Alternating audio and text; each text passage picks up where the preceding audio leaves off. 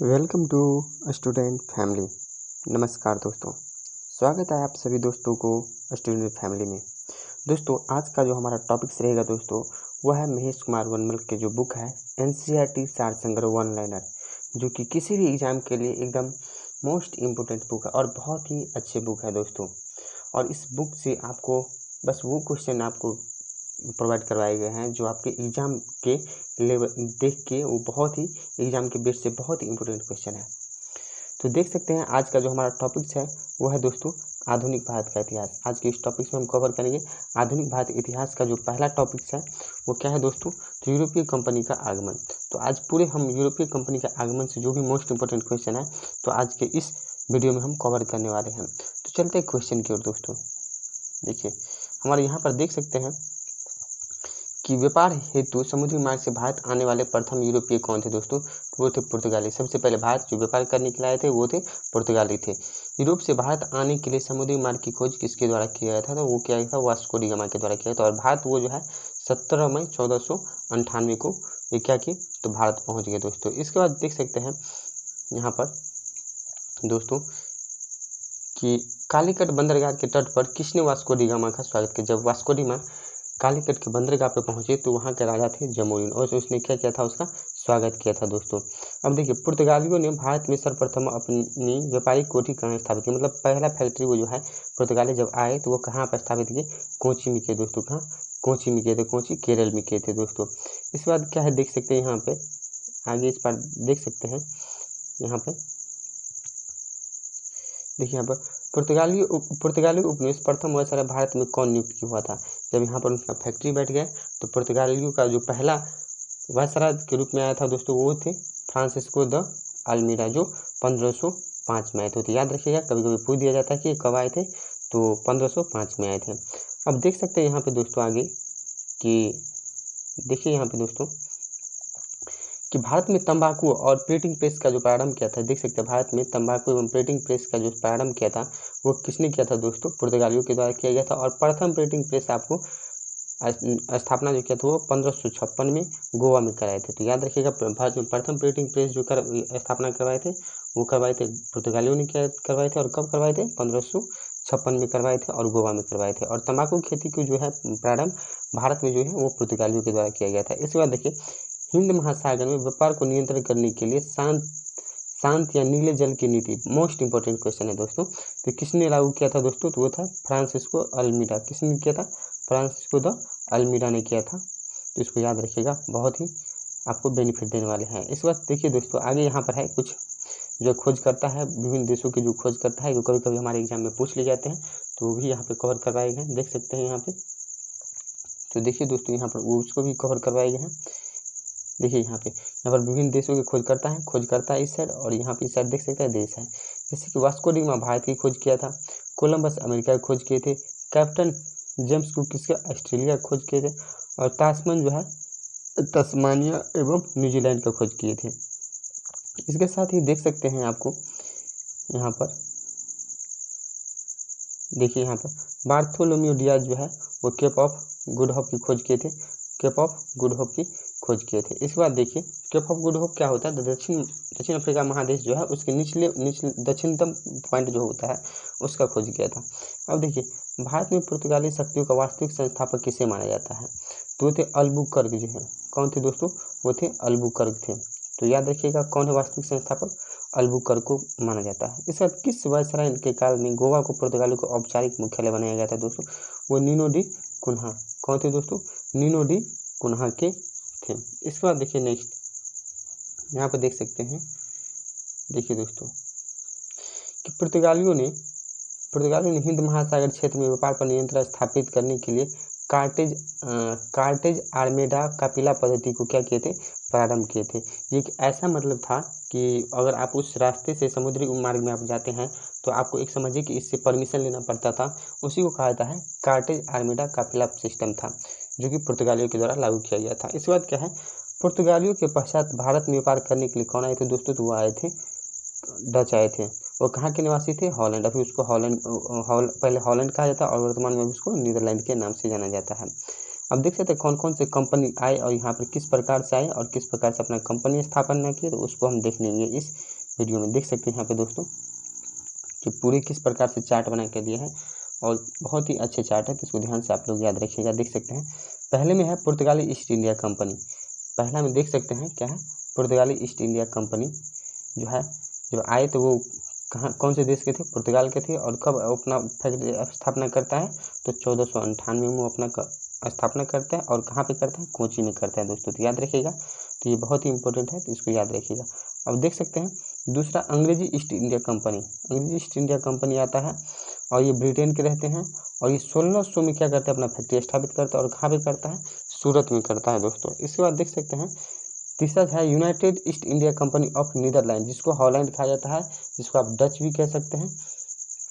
ठीक, तो ये कहाँ के रहने वाले थे, हॉलैंड के रहने वाले थे। और इसने 1602 में अपना फैक्ट्री स्थापित कहाँ करता है, मसूलीपट्टनम में करता है।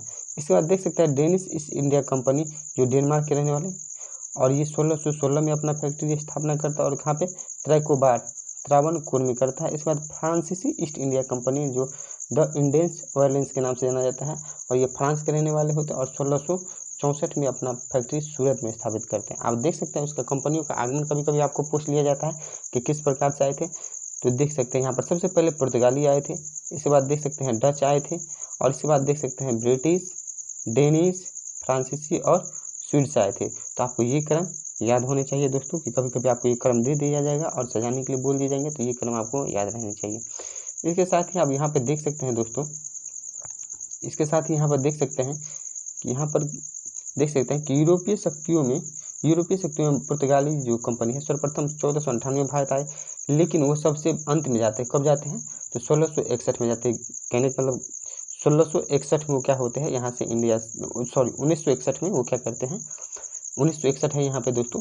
आज़ाद होने के बाद क्या करते हैं, ये जो है कंपनी पुर्तगाली यहाँ से जाते हैं, मतलब सबसे पहले आते हैं और सबसे बाद में जाते हैं।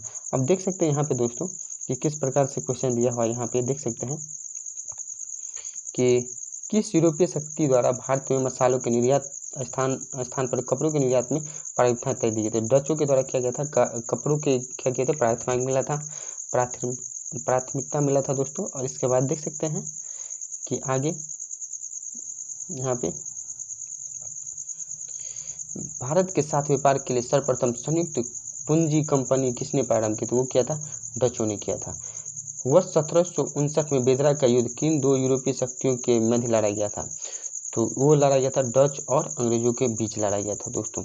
तो बेदरा का युद्ध याद रखिएगा 1759 में लड़ा जाता है और डच और अंग्रेज के बीच लड़ा जाता है, तो इसको याद रखिएगा और ये बहुत ही इंपॉर्टेंट है। यहाँ पर देख सकते हैं आगे कि लंदन में ब्रिटिश ईस्ट इंडिया कंपनी के गठन के समय भारत का सम्राट कौन था, तो भारत का सम्राट कौन था, वो था अकबर था। जब लंदन में ब्रिटिश ईस्ट इंडिया कंपनी का स्थापना होता है, तो उस समय भारत का जो सम्राट होता है वो कौन होता है दोस्तों, अकबर होता है। ब्रिटिश सम्राट जेम्स प्रथम का दूत बनकर भारत में व्यापारिक कोठी स्थापित करने के उद्देश्य से जहांगीर के दरबार में आने वाले ब्रिटिश नागरिक कौन थे, मतलब प्रथम अंग्रेज कौन थे दोस्तों, तो वो थे कैप्टन हॉकिंस थे। कौन थे दोस्तों, वो थे कैप्टन हॉकिंस। तो याद रखिएगा 1608 में आते हैं और जहांगीर के दरबार में आते हैं और वो ब्रिटिश ईस्ट इंडिया कंपनी का फरमान लेके आते हैं। इस साथ ही देखिए दोस्तों, यहाँ पर ब्रिटिश ईस्ट इंडिया कंपनी द्वारा भारत में प्रथम अस्थायी फैक्ट्री कारखाना मसूलीपट्टनम में 1611 में तथा प्रथम अस्थायी कारखाना सूरत में 1613 में लगाए जाते हैं। तो आपको बता दूं कि 1613 से पहले ही यहाँ पर जब आते हैं कैप्टन हॉकिंस आते हैं, तो 1608 में ही वहाँ पर क्या किया जाता है, काम शुरू कर 1611 में ही वहाँ पे क्या किया जाता है दोस्तों, सूरत में आपको फैक्ट्री लगाया जाता है, लेकिन वहाँ पे पूर्ण रूप से किसी कारणवश नहीं लगा पाते हैं, तो वो जाके लास्ट में 1613 में वो क्या कर लेते हैं, पूर्ण रूप से अस्थायी रूप से सूरत में वो कारखाना अपना खोल लेते हैं, ब्रिटिश ईस्ट इंडिया कंपनी। इसके बाद देखिए दोस्तों, यहाँ पर है, यहाँ पर देखिए ईस्ट इंडिया कंपनी ने किस अंग्रेज गवर्नर को औरंगजेब द्वारा भारत से निष्कासित किया गया था, तो वो सर्जन चाइल्ड थे, जिसको अंग्रेज क्या कहते बाहर कर दिया भारत से। इसके बाद देखिए हैमिल्टन द्वारा सफल उपचार किए जाने के कारण किस मुगल बादशाह द्वारा ईस्ट इंडिया कंपनी के लिए वर्ष 1717 में महाधिकार पत्र जारी किया गया, तो वो था फर्रुख शेर। इसके द्वारा कहा जाता है कि फरमान दे दिया गया कि अंग्रेजों को कि आप यहाँ पर फैक्ट्री लगा के आप अपना व्यापार कर सकते हैं। पूर्ण रूप से ये जो है 1717 में क्या कर दिया, अपना फरमान दे दिए थे दोस्तों। तो कहा जाता है कि अंग्रेजों का अगर मुख्य अति किया था तो वो क्या, फर्रुखसियर किया था। इसके साथ ही देख सकते हैं दोस्तों, यहाँ पर देख सकते हैं कि 1661 ईस्वी में हॉलैंड के राजा चार्ल्स द्वितीय का विवाह जो है दोस्तों, वो पुर्तगाली राजकुमारी कैथरीन के साथ हो जाता है। और वो इस अवसर पर क्या करते, पुर्तगालियों ने चार्ल्स द्वितीय को क्या करते, दहेज के रूप में, देखिए दोस्तों भारत का जो होता है वो दहेज के रूप में क्या किया था, तो मुंबई को क्या करता है, प्रदान कर दिया था। फिर क्या करता है, 1668 में क्या करता है दोस्तों, ये चार्ल्स द्वितीय 10 पाउंड की वार्षिक किराए पर क्या करता है, तो बम्बई को ईस्ट इंडिया कंपनी को दे दिया जाता है। भाड़े पर अगर कहा जाए तो ये 10 पाउंड वार्षिक किराए पर क्या किया जाता है, तो ब्रिटिश ईस्ट इंडिया कंपनी को चार्ल्स द्वितीय दे देते हैं। इसके साथ ही देख सकते हैं यहाँ पे सर,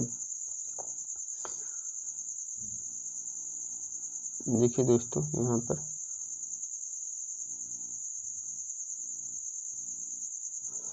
देख सकते हैं शहर का स्थापना जो है यहाँ पर दिया हुआ है। तो शहर का स्थापना किसने किया था, यहाँ पर देख सकते हैं। जैसे कलकत्ता की स्थापना किसने किया था, जॉब चार्नो किया था। मद्रास का स्थापना फ्रांसिस डे किया था। और नई दिल्ली की स्थापना किया था एडविन लुटियंस व हर्बर्ट बेकर किया था। इसके साथ ही ये कभी कभी पूछ दिया जाता है एग्जाम में, तो इसको याद रखिएगा। इसके साथ ही देख सकते हैं यहाँ पर बम्बई का जो स्थापना किया था गेराल्ड अग्नियार ने किया था, तो इसको याद रखिएगा। ये कभी कभी हमारे एग्जाम में पूछ दिए जाते हैं, तो इसको भी याद रख लीजिएगा दोस्तों। इसके बाद है यूरोपियों के लिए सर्वोत्तम सोडा और अफीम की प्राप्ति कहाँ से होता था, वो होता था बिहार से। इसको सोडा और अफीम मिल जाते थे दोस्तों। बिहार एक ऐसा क्षेत्र था उस समय कि सोडा और अफीम का प्राप्ति वहाँ से भरपूर मात्रा में हो जाते थे। इसके साथ ही देख सकते हैं यहाँ पे,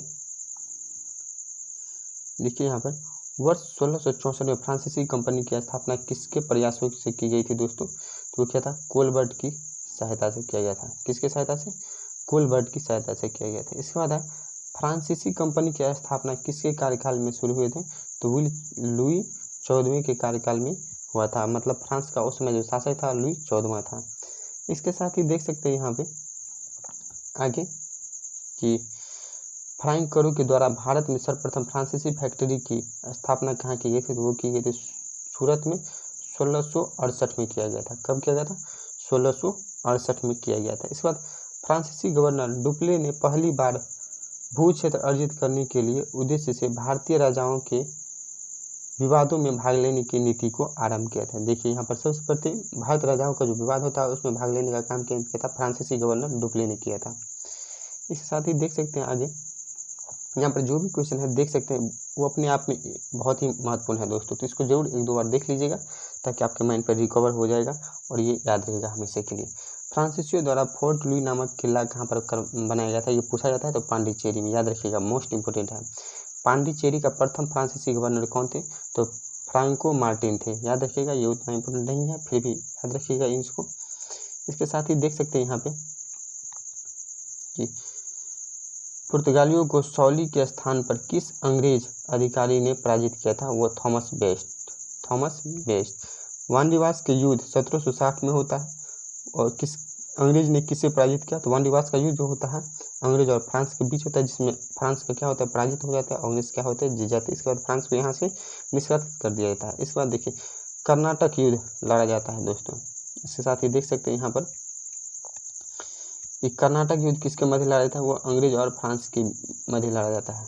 तो प्रथम कर्नाटक युद्ध किस संधि के माध्यम से समाप्त होता है, तो एक्स ला सैलेब की संधि होता है, एक्स ला सैपेल की संधि होता है 1748 में। इसके जरिए क्या हो जाता है, तो इसके बाद फ्रांस को यहाँ से निष्कासित किया जाता है। इसके साथ ही देखिए दोस्तों, आपको जो कर्नाटक युद्ध के बारे में है उसके बारे में हम आपको बताते हैं। कर्नाटक युद्ध के बारे में देख सकते हैं, इस कर्नाटक युद्ध को देख सकते हैं, इससे भी आपको क्वेश्चन पूछा जाता है, तो इसको याद रखिएगा। पहला देख सकते हैं, प्रथम कर्नाटक युद्ध जो होता है वो 1746 से 1748 के मध्य लड़ा जाता है। और वो किस लिए लड़ा जाता है, ऑस्ट्रिया के उत्तराधिकारी के लिए लड़ा जाता है, ऑस्ट्रिया के उत्तराधिकारी के लिए। और ये किस संधि के द्वारा समाप्त होता है, तो एक्स ला सैपेल की संधि होता है 1748 में। इसके बाद क्या होता है, वो समाप्त हो जाता है। द्वितीय जो होता है दोस्तों, याद रखिएगा, यहाँ पर गलत हो गया था क्योंकि बुक में थोड़ा सा गलत प्रिंटिंग हो गया, तो वहाँ पर हम सही कर दिए। तो 1749 से लेकर के 54 है। याद रखिएगा, 1749 से है 54, 1749 से 54 के मध्य हुआ था तो याद रखिएगा इस चीज़ को आप थोड़ा सा। तो 1749 से 54 के बीच हुआ था। कर्नाटक के उत्तराधिकारी या कभी कभी आपको हैदराबाद भी दे दिया जाएगा, तो याद रखिएगा कि पांडिचेरी की संधि 1755 में हुआ था, 1755 हुआ था, जिसके बाद ये क्या हुआ था, ये युद्ध समाप्त हुआ था। इसके बाद ब्रिटेन की मजबूती, इसमें क्या होता है, ब्रिटेन और मजबूत हो गए थे। इसके बाद देखिए तृतीय कर्नाटक युद्ध हुआ था 1756 से लेकर के 63। इसको सप्तवर्षीय युद्ध कहा था क्योंकि ये 7 वर्षों तक चला था दोस्तों। और ये पेरिस की संधि होता है 1763 में। तो याद रखिएगा कभी कभी पूछ लिया था कि पेरिस की संधि किस युद्ध में हुआ था, तो वो आपको तृतीय कर्नाटक के तृतीय युद्ध में हुआ था, जो कि 1756 से लेकर के 1763 तक चला था।